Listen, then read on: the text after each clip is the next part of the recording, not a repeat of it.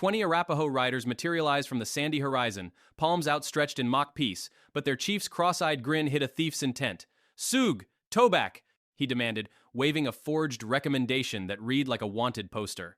Buffalo Bill's shadow loomed large over these pioneers, turning a routine wagon trek into a standoff where bluster met beggary. Think of it as the Old West's version of a shady GoFundMe, except refusal meant risking scalps instead of bad reviews.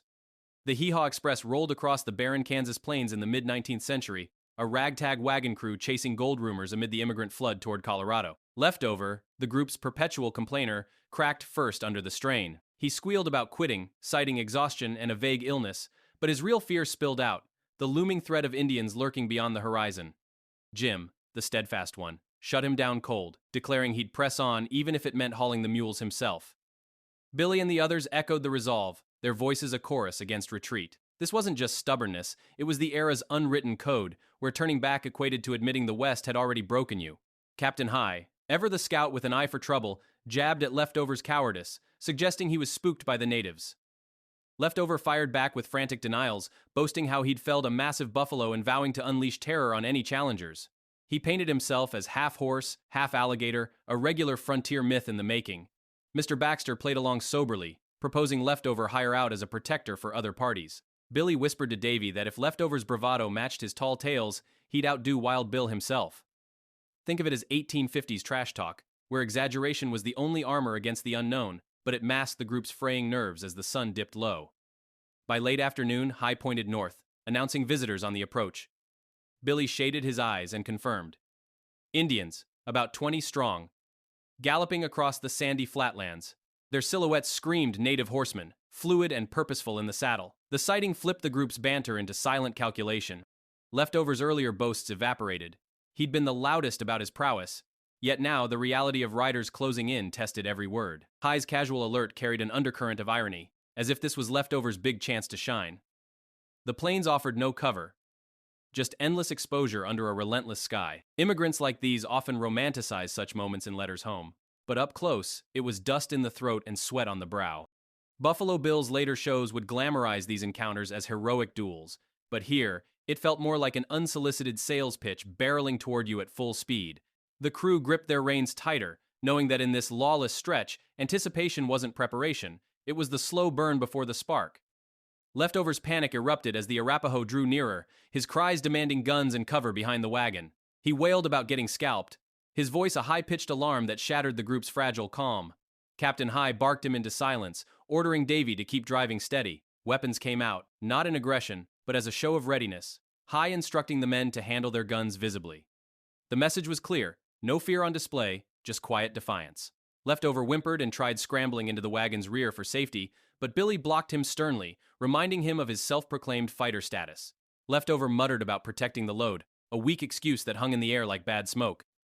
Davy, exposed on the driver's seat, felt the isolation keenly, mules twitching under his control. Jim warned him that mules despised Indians worse than rattlers, a folksy truth born from too many close calls.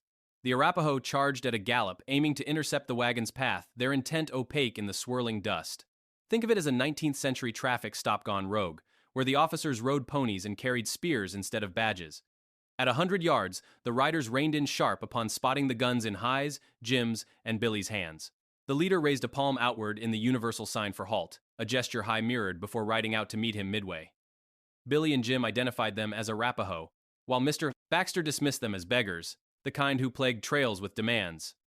High assured he'd handle it, his tone laced with the weariness of a man who'd seen this play before. The chief and High approached the wagon together, the rest of the band inching closer, armed lightly with bows and spears that looked more scavenged than menacing.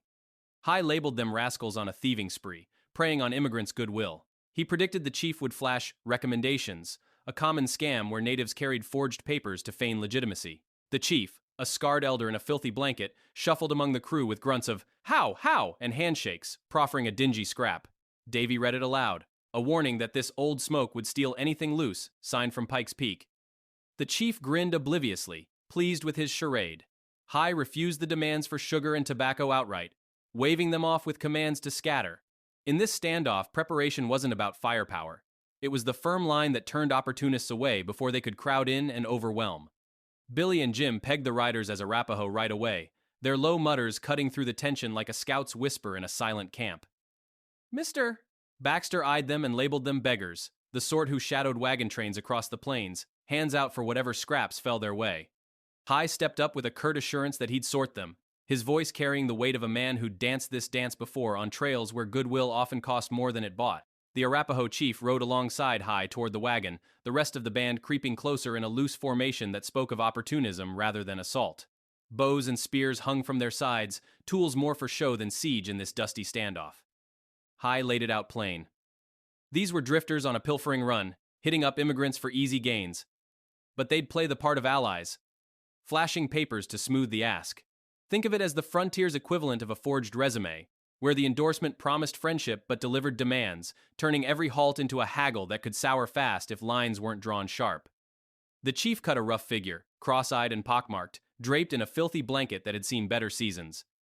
He moved among the hee-haw crew with grunts of how, and firm handshakes, thrusting a grimy scrap of paper like it was a golden ticket. Davy unfolded it and read the words aloud, a blunt warning that this old smoke would swipe the tail off a mule if given half a chance, signed off from Pike's Peak. The chief just grinned and nodded, oblivious or indifferent to the joke on him, his satisfaction hanging in the air like smoke from a dying fire. He pressed on with eager demands for sugar, repeating "Sug," as if the word alone might conjure it. High shut that down flat, shaking his head and ordering Davy to keep the mules moving without pause. Undeterred, the chief kept pace and switched to tobacco. "His toback.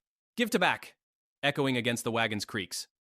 High refused again, his tone firm as he waved them off with commands to scatter, the negotiation less a bargain than a dismissal in a land where giving an inch invited a mile of trouble.